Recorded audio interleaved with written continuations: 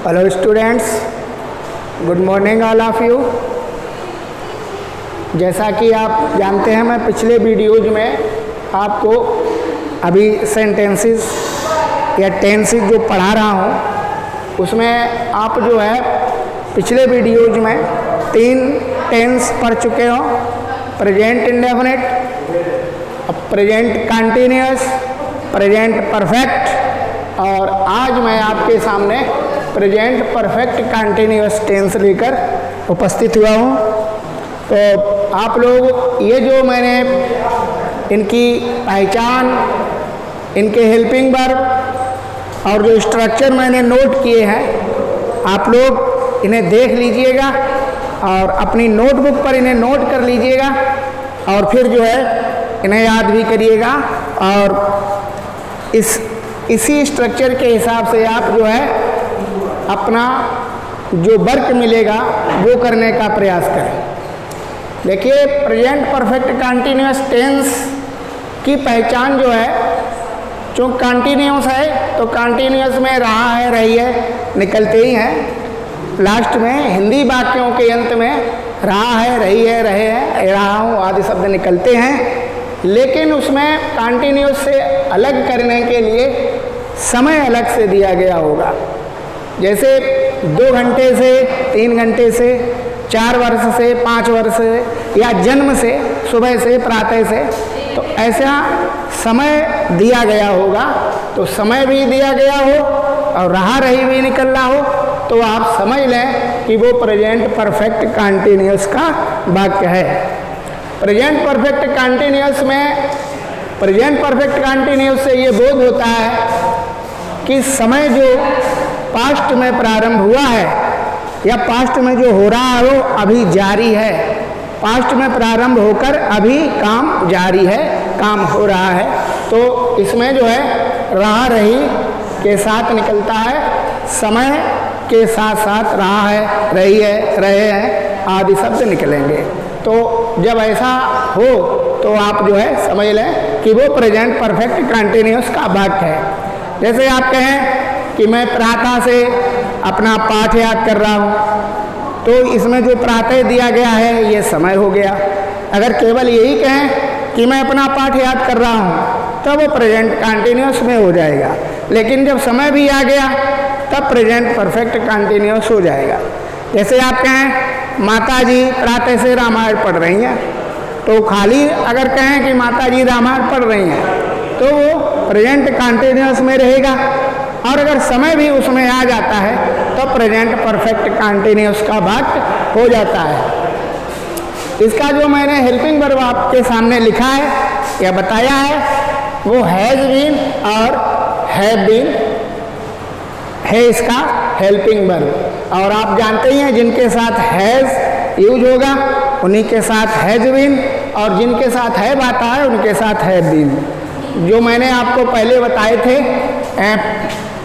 First person जो है आई और वी और यू और दे, आई यू वी दे, इनके साथ जो है जैसा कि आप पहले ही जान चुके हैं हैव बीन आएगा,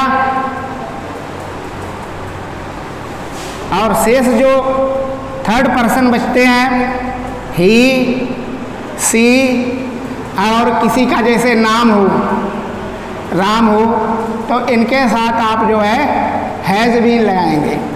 ये आप पहले ही जान चुके हैं, लेकिन मैं फिर पुनरावृत्त किए दे रहा हूँ ताकि आप जान जाएं। राम या नाम हो किसी का या इट आया हो तो इट के साथ भी हैज़ बीन का प्रयोग होगा। ये जो हमारे 4 ये माने गए हैं, आई यू वी दे के साथ प्लूरल इनको माना गया है, इनके साथ हैव बीन का प्रयोग होगा और इनके साथ हैज बीन का प्रयोग होता है। आप जानते हैं, पहले से ही मैं बता चुका हूँ। अब इनका जो है बनाने का तरीका आप देख लीजिएगा। सबसे पहले जो है सब्जेक्ट यानी कर्ता रखा जाता है, कर्ता जो काम करने वाला होता है, और इसके बाद कर्ता अगर इनमें से कोई है तो हैव बीन लगा देंगे दूसरे नंबर पर, और अगर इनमें से है तो हैज़ बीन लगा देंगे, और फिर क्रिया रखेंगे यानी वर्ब रखेंगे, और फिर क्रिया में आईएनजी लगाएंगे, क्योंकि मैंने बताया था जितने भी कॉन्टिन्यूअस हैं उनमें वर्ब का आईएनजी फॉर्म ही आता है, यूज होता है। और फिर जो है हम अपना ऑब्जेक्ट रखते हैं, क्रिया में आईएनजी लगाने के बाद फिर हम कर्म को लिख देते हैं, जो कर्म होता है, सब्जेक्ट ऑब्जेक्ट लिख देते हैं, और फिर इसके बाद सिंस और फॉर का प्रयोग करते हैं। निश्चित समय के लिए सिंस का प्रयोग होता है और अनिश्चित समय के लिए फॉर का प्रयोग होता है, और फिर इसके बाद समय रख देते हैं, जो भी टाइम होता है वो रख देते हैं, तो हमारा वाक्य जो है बनकर तैयार हो जाता है। देखिए सिंस और फॉर, सिंस जो है डेफिनिट टाइम के लिए यूज होता है, फॉर इंडेफिनिट टाइम के लिए यूज होता है, यानी सिंस निश्चित समय के लिए और फॉर अनिश्चित समय के लिए। और मैं आपको एक पहचान बता देता हूँ, अगर गिनतियाँ अगर आगे हैं, गिनतियों से पहले आप फॉर का प्रयोग करें, लेकिन बजे वाली गिनतियाँ वो अलग से हैं, बजे वाली गिनतियों से पहले फॉर नहीं आएगा, वहाँ पर सिंस ही आएगा, सिंस 2 o'clock, सिंस 5 o'clock। लेकिन और अगर जहाँ पर गिनतियाँ हों 2 महीने से, 3 महीने से, 4 घंटे से, 5 घंटे से या 2 महीने से अगर गिनती है तो आप फॉर का प्रयोग करें, और इसके अलावा गिनतियाँ नहीं हैं तो आप सिंस का प्रयोग करें। प्रातः से, सुबह से, या कोई पीछे वाला सन दिया गया है 2005, 2007 जो भी दिया गया हो, तब आप सिंस का प्रयोग करेंगे।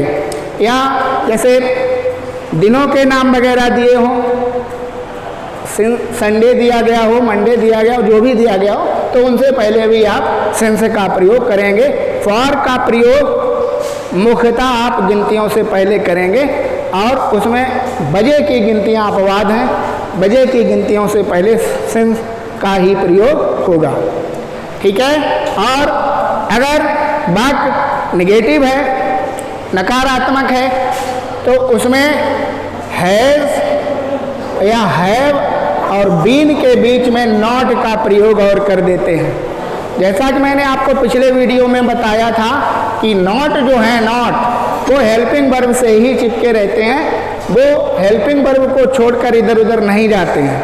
तो हैज़ नॉट और हैव नॉट का प्रयोग और बढ़ा देते हैं, has not been, have not been, और फिर सारा वही हमारा स्ट्रक्चर रहेगा, क्रिया, फिर क्रिया में आईएनजी, और फिर हमारा कर्म, और फिर सिंस फॉर, और फिर टाइम। सपोज दैट जैसे आप ये कहें कि वह प्रातः से अपना पाठ याद नहीं कर रहा है, तो वह के लिए ही, और फिर तुरंत has not been, he has not been, और याद करना कि learning his lesson since morning. इस प्रकार से जो है नेगेटिव वाक्यों की रचना होती है।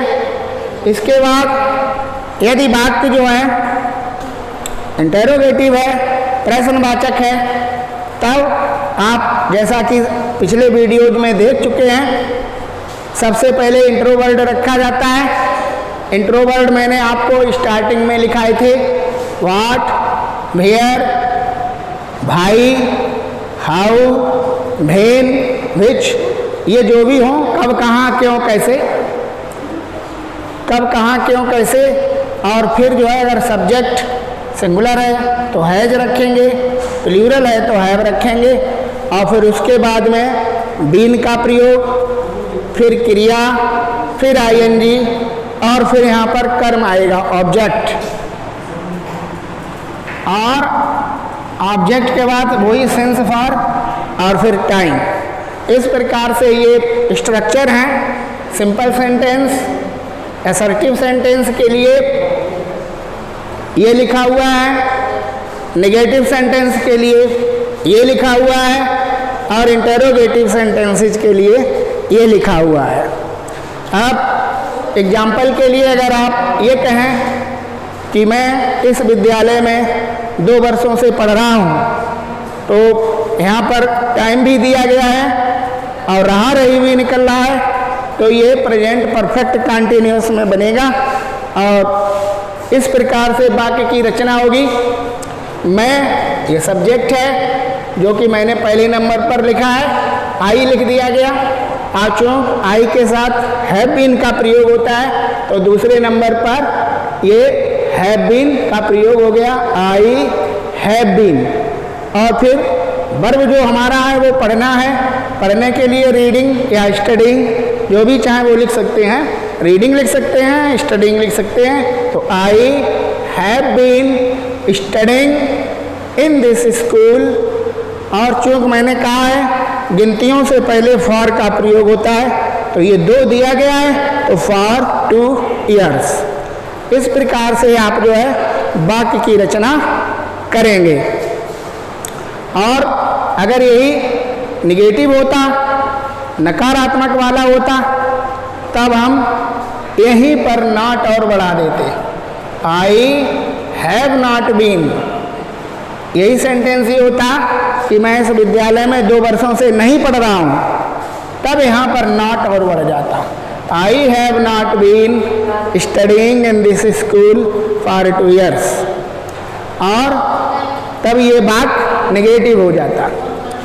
और अगर मैंने पिछले वीडियोज में आपको बताया था, अगर बात क्या से शुरू हो रहा होता है तो उसकी अंग्रेजी वाट नहीं लगती है। अगर क्या से बात शुरू इसको कर दें, हम इसको इंटेरोगेटिव में कन्वर्ट करना चाहें, तो यहाँ पर क्या और बढ़ा दें, क्या मैं इस विद्यालय में 2 वर्षों से पढ़ रहा हूँ, और यहाँ पर साइन ऑफ इंटेरोगेशन लगा दें, तो इन दोनों की जगह बदल जाएगी, हैव आई बीन हो जाएगा। तो क्या के माने निकल आएंगे, have I been studying in this school for 2 years.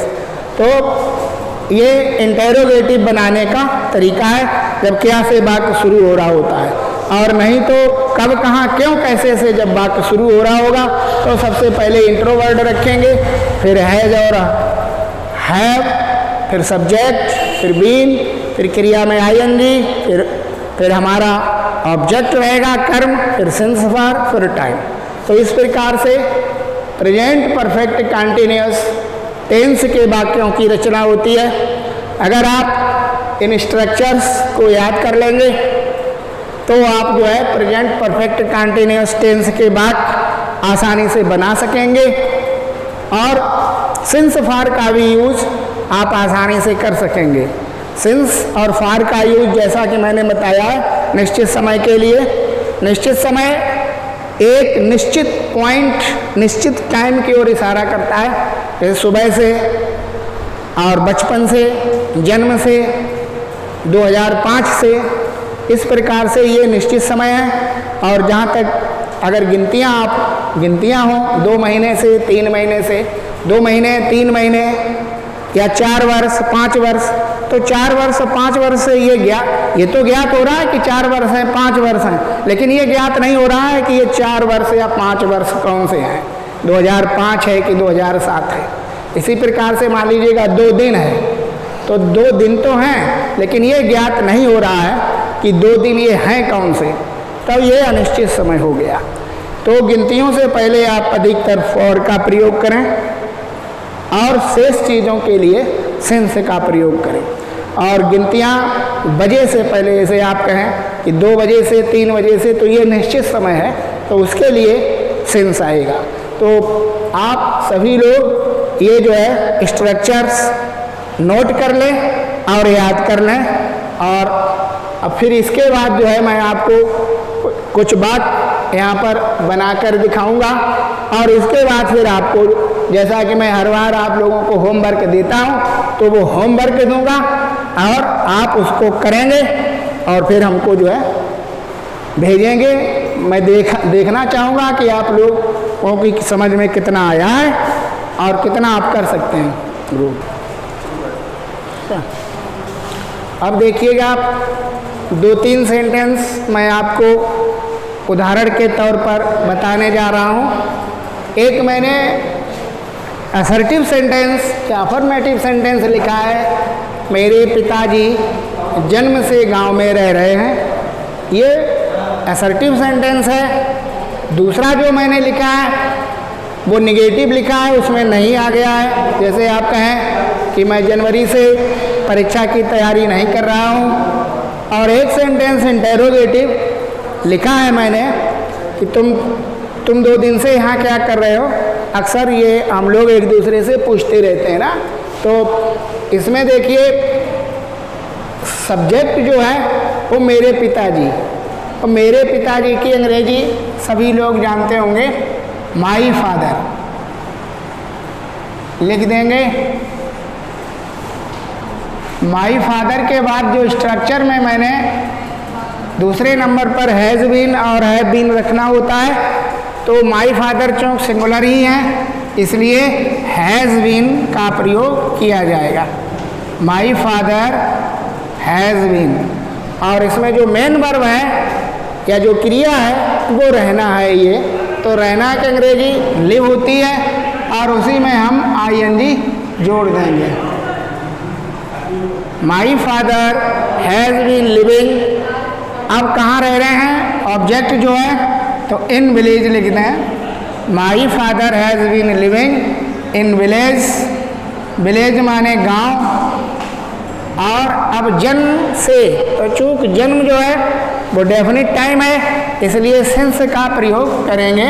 तो my father has been living in village since, और जन्म की अंग्रेजी होती है birth, BIRTH।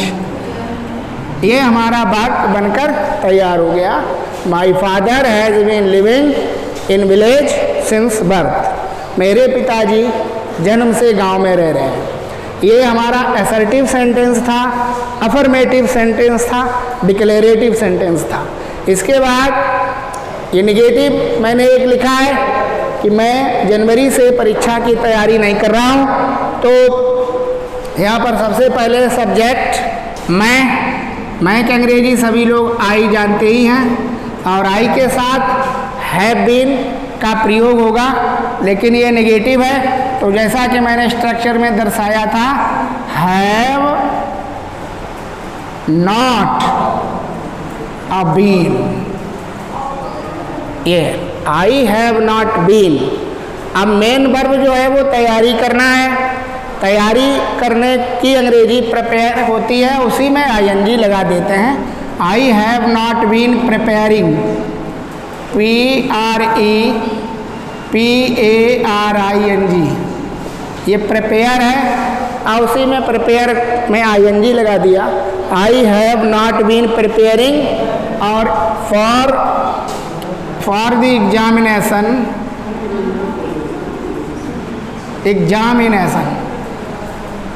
I have not been preparing for the examination. और फिर आया है, अब सब कुछ रख गया है सिंस फॉर का नंबर, तो चूँक ये जनवरी है ना, जनवरी डेफिनेट टाइम है, तो सिंस का प्रयोग करेंगे। I have not been preparing for the examination since January, JANUARY।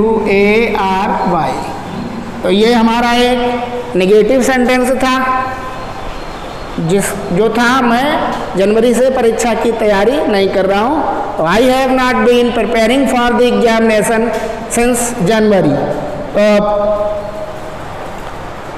इसके बाद इंटेरोगेटिव, जैसा कि मैंने आपको स्ट्रक्चर में भी लिखाया था कि सबसे पहले इंट्रोवर्ड रखते हैं, तो तुम 2 दिन से यहाँ क्या कर रहे हो। देखिए क्या जब जो है वाक्य के बीच में आता है तब उसकी अंग्रेजी अवश्य लगती है, और अगर क्या स्टार्टिंग में आता है तो उसकी अंग्रेजी नहीं लगती है। तो यहाँ पर चूँकि क्या बीच में आया है, तो यहाँ पर हम क्या की अंग्रेजी सबसे पहले व्हाट रखेंगे। इंट्रोवर्ड हमारा होगा व्हाट, और व्हाट के तुरंत बाद मैंने आपको हैज़ या हैव लिखाया था। तो चूँकि तुम के लिए यू है, तो यू के लिए हैव का प्रयोग दूसरे नंबर पर होगा। व्हाट हैव और फिर इसके बाद हमारा सब्जेक्ट व्हाट हैव यू और फिर बीन का नंबर आता है व्हाट हैव यू बीन और फिर मेन वर्ब में आईएनजी करना का अंग्रेजी चुन डू होती है और उसी में आईएनजी का भी प्रयोग कर देंगे। What have you been doing here, यहाँ की अंग्रेजी हियर हो गई। What have you been doing here. अब हमारा आया है 2 दिन समय, तो चूंकि मैंने आपको बताया है कि गिनतियों से पहले फॉर का प्रयोग होता है, तो ये 2 दिन है, ये अनिश्चित समय है, 2 दिन है, लेकिन इससे ये ज्ञात नहीं हो रहा है कि ये 2 दिन हैं कौन से, सोमवार मंगलवार है, बृहस्पतिवार या शुक्रवार है, इसलिए ये इंडेफिनिट टाइम हो गया, अनिश्चित समय हो गया, तो फॉर का प्रयोग करेंगे। What have you been doing here for, और 2 की अंग्रेजी 2 होती है TWO और दिनों की अंग्रेजी होती है डेज। ये आपका ये इंटेरोगेटिव वाक्य बनकर तैयार हो गया। What have you been doing here for 2 days। तो एक ये मैंने अफर्मेटिव आपको एग्जाम्पल के तौर पर बताया, एक नेगेटिव बताया और एक इंटेरोगेटिव बता दिया है। इसी प्रकार से अब मैं आपको थोड़े वाक्य जो हैं बतौर होमवर्क देंगे, तो आप घर पर ट्राई करना और ट्रांसलेट करना उनको और फिर यहाँ पर भेजना आप, ठीक है। और अब ये आप अपना होमवर्क देख लीजिएगा। इसमें मैंने 2 सिंपल सेंटेंस रखे हैं, साधारण वाक्य रखे हैं और 2 निगेटिव रखे हैं, दोनों में नहीं आया है। और ये 3 जो हैं 3 लास्ट के 3 सेंटेंसेस वो इंटेरोगेटिव हैं। आप इन्हें अपने घर पर ट्रांसलेट करने का प्रयोग करें और जो स्ट्रक्चर वगैरह है उनको लर्न कर लें और उन्हीं की सहायता से ये 7 सेंटेंस आप अपने घर पर ट्रांसलेट करने का प्रयास करें। और ये जो है इसमें कोई ऐसी चीज़ नहीं है जो आपको बतानी पड़े, सभी लोग सीखना का अंग्रेजी लर्न जानते ही हैं, लर्निंग लगा देंगे। और हम लोग की अंग्रेजी भी होती है, सब लोग जानते हैं, वी हैव बीन, और जैसा हो स्ट्रक्चर के हिसाब से आप उसको ट्रांसलेट करें। इंतज़ार करने की या प्रतीक्षा करने की सभी लोग जानते हैं, वेटिंग, ठीक है, वेट से वेटिंग हो जाएगा। और काम करना की नॉट डूइंग वर्क होगा जाके, और 2 दिनों के लिए फॉर सेंस का प्रयोग करके आप इसको बना देंगे। शोर मचाना की मेकिंग ए नॉइज होता है, तो आप वो बना देंगे। सहायता करना की हेल्पिंग और फॉर 2 days। अब सरल सेंटेंसेस हैं और कहाँ के लिए वेयर का प्रयोग सबसे पहले आप करेंगे और जिस प्रकार से मैंने आपको समझाया है उस प्रकार से आप बना देंगे। कब से के लिए सिंस वेन ही, सबसे पहले सिंस वेन आप रखें और फिर स्ट्रक्चर के हिसाब से जो इंट्रोवर्ड जैसे बनते हैं उसी हिसाब से आप बनाएंगे। कब से के लिए सिंस वेन का प्रयोग आप करें। तो इस प्रकार से ये 7 सेंटेंसेज हैं, इन्हें आप बनाने का प्रयास करें। फिर जो है अगले वीडियोज में अब आपका जो ये प्रेजेंट टेंस है वो लगभग समाप्त हो रहा है। इसके बाद आपका जो है मैं पास्ट इंडेफिनिट आपको समझाऊंगा। पास्ट इंडेफिनिट के चारों टेंस जो हैं क्रम से आपको एक एक करके सिखाएंगे, जैसे कि प्रेजेंट के सिखाए हैं। और आप अपनी तैयारी करते रहिएगा और पढ़ते रहिएगा। Thank you.